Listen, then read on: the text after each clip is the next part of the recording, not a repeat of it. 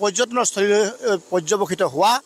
ঐতিহাসিক হাবুঙৰ বাকৰিত বিভিন্ন নিৰ্মাণ কাৰ্য চলি আছে আৰু এই মুহূৰ্তত আমি যেহেতু হাবুং বাকৰিত উপস্থিত আছোঁ মই এটা দৃশ্যাংশ দেখুৱাইছোঁ হাবুঙৰ যি উন্নয়নৰ বাবে অসম চৰকাৰে যিহেতু 25 কোটি টকা আৰু সেই 25 কোটি টকাৰ অংশ হিচাপে ইতিমধ্যে হাবুঙৰ উন্নয়নৰ বাবে বিভিন্ন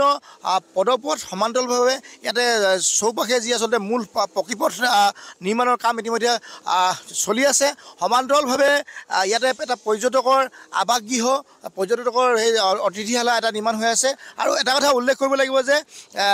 চৰকাৰখনে যি প্ৰতিশ্ৰুতি প্ৰদান কৰিছিল হাবুং উন্নয়নৰ বাবে তাৰ অংশস্বৰূপে ইতিমধ্যে প্ৰায় 9 কোটিতকৈ অধিক টকা আবণ্টন দিয়া হৈছে বিভিন্ন প্ৰকল্পৰ বাবে সমান্তৰালভাৱে ইয়াতে টাই যি আচলতে সংগ্ৰহালয় নিৰ্মাণ হ'ব আৰু খুব কম দিনৰ ভিতৰতে টাই সংগ্ৰহালয়ৰ নিৰ্মাণ কাৰ্য আৰম্ভ হ'ব এই আমি দেখুৱাইছোঁ এইটো হৈছে পৰ্যটকৰ আৱাসগৃহ আৰু এই পৰ্যটকৰ আৱাসগৃহত থাকিব 8 কোঠালি বা 8টাকৈ কোঠা সমান্তৰালভাৱে এখন কেণ্টিন থাকিব আৰু ইয়াৰ যিসমূহ পথ এই পথসমূহ নিৰ্মাণ কৰাৰ লগে লগে যিহেতু এইটো এটা পৰ্যটনস্থলীলৈ এই অঞ্চলটো এটা পৰ্যবেক্ষিত হৈছে আৰু নিতৌ ইয়াত শ আচলতে বাহন ইয়ালৈ আহে সমান্তৰালভাৱে যিহেতু বন্ধৰ বাৰসমূহত বিশেষকৈ 5,000 পৰা 10,000 পৰ্যন্ত লোক ইয়াতে সমবেত হয় আৰু দৈনিক ইয়ালৈ যিহেতু এই উপাসনাস্থলীলৈ বা বিভিন্নজনে নিজৰ মনোকামনা সিদ্ধি হোৱাৰ উদ্দেশ্যৰে ঐতিহাসিক হাবুঙৰ বাকৰি দেউৰ ওচৰত চাউচি নয়নত তেওঁলোকে পূজা আগবঢ়ায় আৰু এটা কথা উল্লেখ কৰিব লাগিব যে হাবুঙৰ বৰ্তমান যি ধৰণৰ উন্নয়ন আৰম্ভ হৈছে এয়া কিন্তু কেৱল মাত্ৰ আৰম্ভণি কাৰণ হাবুঙৰ উন্নয়নৰ বাবে যথেষ্টখিনি কৰণীয় আছে যিহেতু ইয়াৰ চৌহদৰ বেৰা নিৰ্মাণৰ কাম ইতিমধ্যে কৰিবলগীয়া আছে তেনে ক্ষেত্ৰত হাবুং উন্নয়নৰ বাবে চৰকাৰে যিহেতু পুঁজি আবণ্টন দিছে আৰু নিৰ্মাণ কাৰ্য চলি আছে আমি সামগ্ৰিক যিহেতু এটা পৰিৱেশ দেখুৱাইছোঁ এয়া হাবুঙৰ বৰ্তমানৰ যি ৰেহৰূপ আৰু যিসমূহ পথসমূহ ইতিমধ্যে প্ৰায় নিৰ্মাণ সম্পূৰ্ণ হোৱাৰ দিশে আগবাঢ়িছে আৰু হাবুঙৰ বিভিন্ন কাৰ্যসূচী যিহেতু সম্পাদন হৈ আহিছে আমাৰ সৈতে হাবুং উন্নয়ন পৰিচালনা সমিতিৰ যিগৰাকী সম্পাদকগৰাকী আছে আমি তেখেতৰ পৰা প্ৰথমে জানিবলৈ চেষ্টা কৰিম যিহেতু হাবুঙৰ বাকৰি এতিয়া বৰ্তমান কি ধৰণৰ কাম চলি আছে কিমান অগ্ৰগতি হৈছে আমি জানিব বিচাৰিছোঁ ঐতিহাসিক হাবুঙত অসমৰ মাননীয় মুখ্যমন্ত্ৰী ডক্টৰ হিমন্ত বিশ্ব শৰ্মা ডাঙৰীয়াই আমাক 25 কোটি টকা ইয়াত ঘোষণা কৰিছিল তাৰে এতিয়া আমাৰ 3 কোটি টকা আমি ধৰি লওক আগতীয়াকৈ কনষ্ট্ৰাকশ্যন কমিটিয়ে কৰি গ'লোঁ 3 কোটি টকা তাৰপিছত বাকী এতিয়া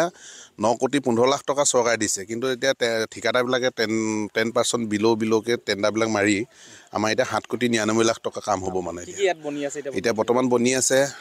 টুৰিষ্ট ভ্ৰমণ এটা বনি আছে তাৰমানে পৰ্যটকসকল থাকিব পৰা খাব পৰা সুব্যৱস্থা থকা এটা ঘৰ বনি আছে এইটো এজন ঠিকাদাৰে কৰি আছে ঠিক তেনেকৈ লিং ৰুটবিলাক ধৰি লওক আপোনালোকে সোমাই অহা ওলাই যোৱা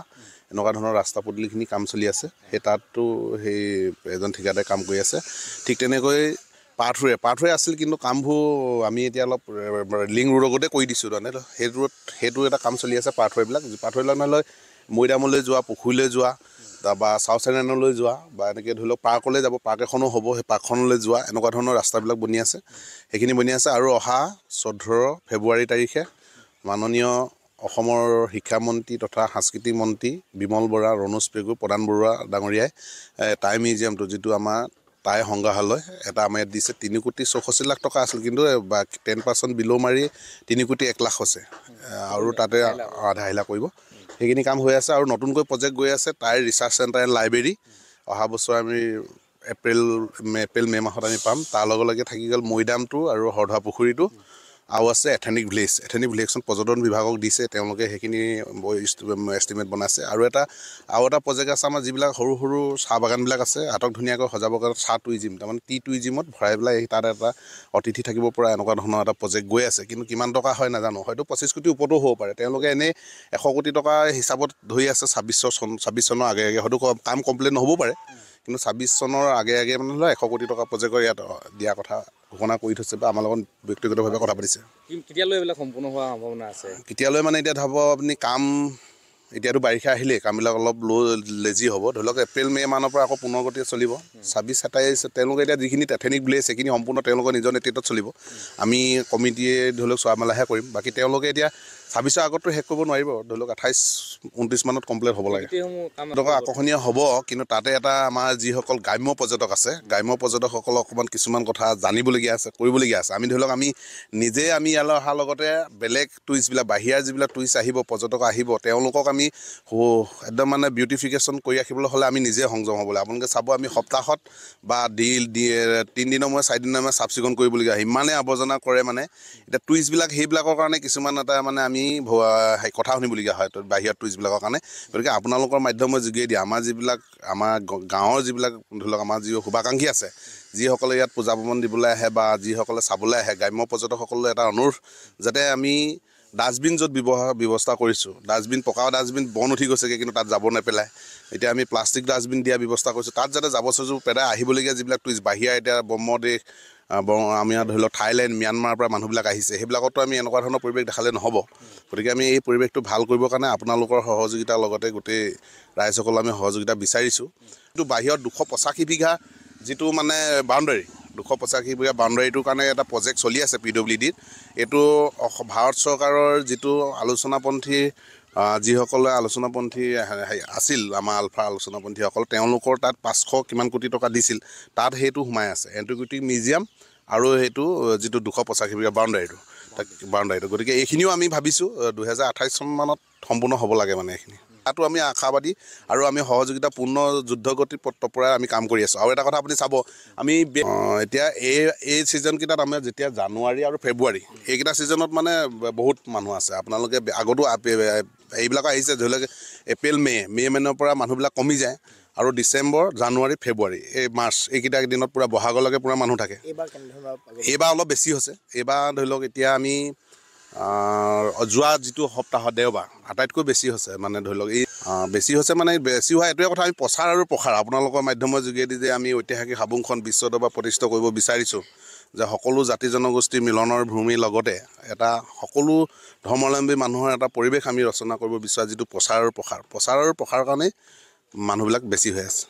নিশ্চিতভাৱে আমি এটা কথা উল্লেখ কৰিব লাগিব যে যিহেতু ৰাজ্যৰ মুখ্যমন্ত্ৰী ডক্টৰ হিমন্ত বিশ্ব শৰ্মাই হাবুঙৰ উন্নয়নৰ বাবে প্ৰতিশ্ৰুতি প্ৰদান কৰিছিল আৰু সমান্তৰালভাৱে হাবুঙৰ উন্নয়নৰ বাবে ইতিমধ্যে যিহেতু 9 কোটি 15 লাখ টকা আবণ্টন দিয়া হৈছে আৰু এয়া আপোনালোকে দেখিছে ইয়াতে নিৰ্মাণ হৈ আছে অতিথিশালা সমান্তৰালভাৱে এইবোৰ ইয়াৰ যি সংযোগী পথসমূহো নিৰ্মাণ হৈছে আৰু এটা কথা উল্লেখ কৰিব লাগিব যে হাবুঙৰ উন্নয়ন আৰু পৰিচালনা সমিতিয়ে এই বিশেষকৈ এই ঐতিহাসিক হাবুঙৰ বাকৰিৰ উন্নয়নৰ বাবে তেওঁলোকে যিহেতু যিসমূহ চৰকাৰে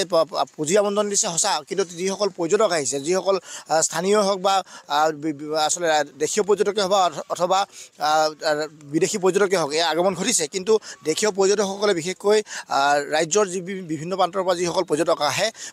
গ্ৰাম্য পৰ্যটকসকলে কিন্তু এই স্থানৰ পৰিৱেশ পৰিচ্ছন্নতাটো যাতে বজাই ৰাখিবলৈ তেওঁলোকে আহ্বান জনাইছে আৰু অহা 3টা বছৰৰ পিছত হাবুঙে এক ন ৰূপ পাব ইতিমধ্যে পৰ্যটনথলীলৈ বিকশিত হোৱা এই ঐতিহাসিক হাবুঙৰ বাকৰিত অহা 3টা বছৰৰ পিছত দেখা পোৱা যাব এক নতুন ছবি আৰু এই নতুন প্ৰতিচ্ছবিলৈ ইতিমধ্যে আশাবাদী হাবুং উন্নয়ন পৰিচালনা সমিতি।